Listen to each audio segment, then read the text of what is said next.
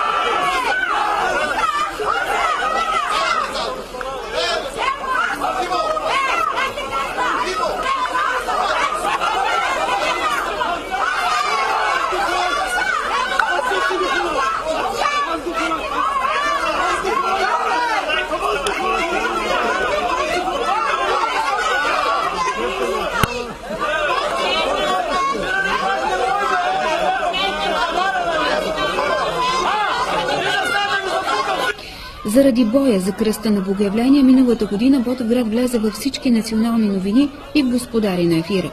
Тази година картината бе още по-покъртителна. Кръстът бе изкривен по време на боя, наложи се лично кмета да усмирява участниците. Скандалът продължи и извън коритото на реката.